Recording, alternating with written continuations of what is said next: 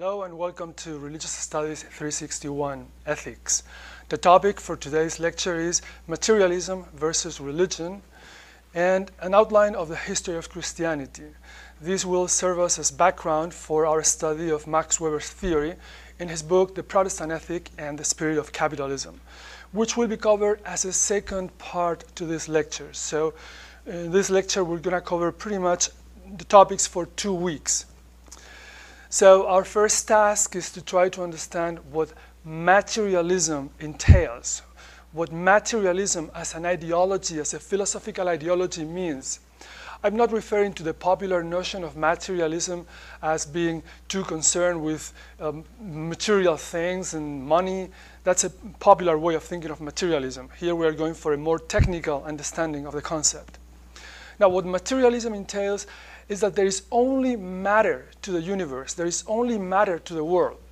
So if this is the universe, materialism says the universe is self-contained. There is no higher force outside, no intelligence behind moving it, no God, no anything, nothing besides that huge rock.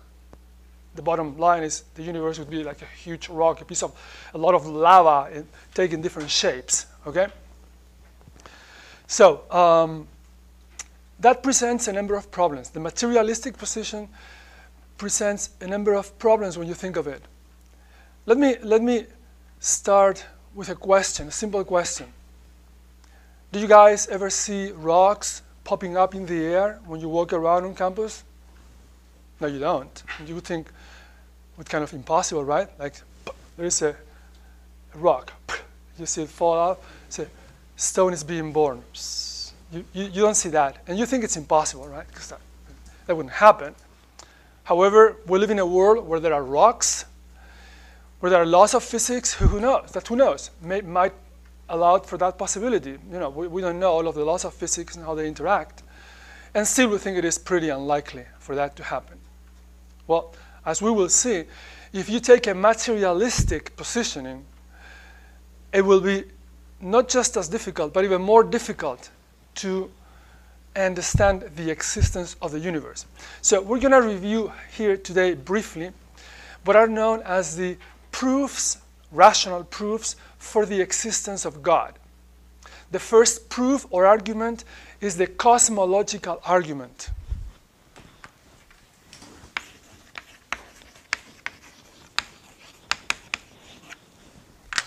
These are kind of responses to materialism.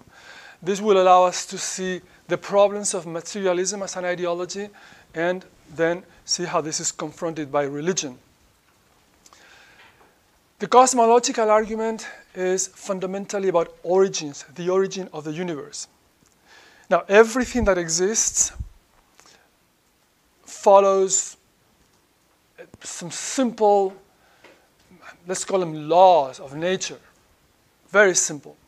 Everything that exists has an age. We know that. You have an age. This desk, this lantern, desk, chairs, this building, everything has an age. And everything that has an age had a beginning. You had a beginning. Whether you place your beginning at the time of birth or conception, it doesn't matter. Whatever you want to place it, you had a beginning. This desk, this table, these chairs, this building, all of them had a beginning. And the third step is very simple.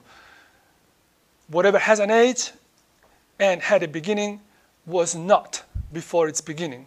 A simple thing. Everything has an age. Everything that has an age had a beginning. And everything that had a beginning was not before its beginning. And that applies to every part of the universe and to the universe as a whole. Now, for centuries, for a long time, for thousands of years, there were people like Aristotle back in the 4th century BCE who thought that the universe was eternal. It had always been there. Now we know through science that that's not the case.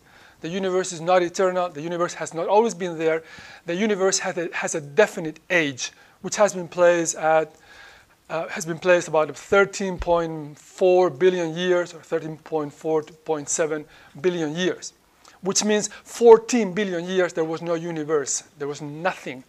Now the problem is with trying to imagine, to conceptualize what we mean by nothing.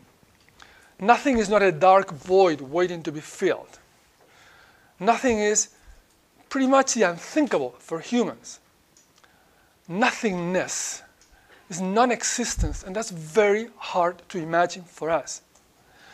I can only give you an example which will somehow remotely give you the idea of what nothingness is.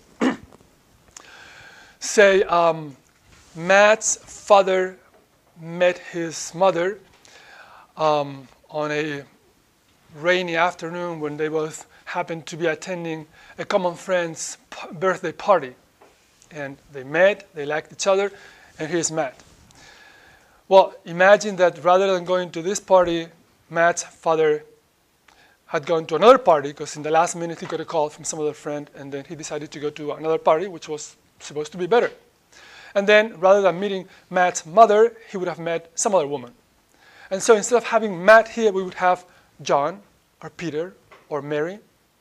Now, who are those John, Peter, or Mary? They're nonsense. They're just ideas, words. People who could have been, but who were not. Well, that's as close as we can get to non-existence.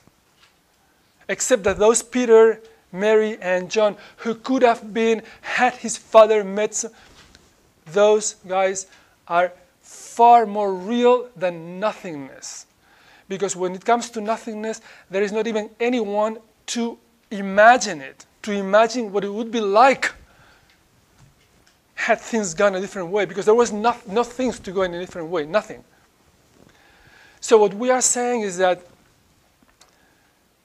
the universe had a starting point, and therefore it was not there. Now let me see how some people conceptualize this before we see the implications that we can draw from this example I just gave you. Some people, let's say, there are a group of scientists, a hardcore group of scientists. This is what a very important, well-known religious studies scholar called Houston Smith. Houston, as in the town of Houston, Smith, in his book, Why Religion Matters, calls the scientific agenda. There is a hardcore of scientists bent on disproving religion, on giving everything a physical explanation, no matter how improbable it may be. And this is a clear case of this. So if you are to read what some scientists say about the beginning of the universe, the fact is there is no hypothesis for it. Okay? There is no hypothesis. As an anecdote, in the early 90s, during the Clinton administration, there was a meeting at the White House of some of the top physicists of this country. They were asking for money to build some super collider, superconductors, some really extraordinary machine for accelerating atoms. And they were trying to persuade Vice President Al Gore to get them the grant. And so they met with Al Gore, and then by the end of the meeting, one of the scientists that was present there, Steven Weinberg, I believe, who I believe was a Nobel Prize in Physics. By the end of the meeting, Weinberg tells us in an article he published in the New York Review of Books, he tells us that Al Gore, before he left the room, he turned back to them, and he thought, I have the best physicists ever here. This is my time my one opportunity to ask the million-dollar question. So his question was, can you tell me how the universe started? What was there at the beginning, before the Big Bang? And Weinberg, reporting on this in his article, says, I don't even remember what we told him, what we mumbled.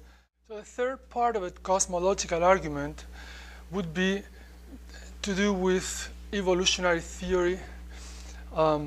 And I place, again, these three notions, origins, laws, and evolution as part of the same argument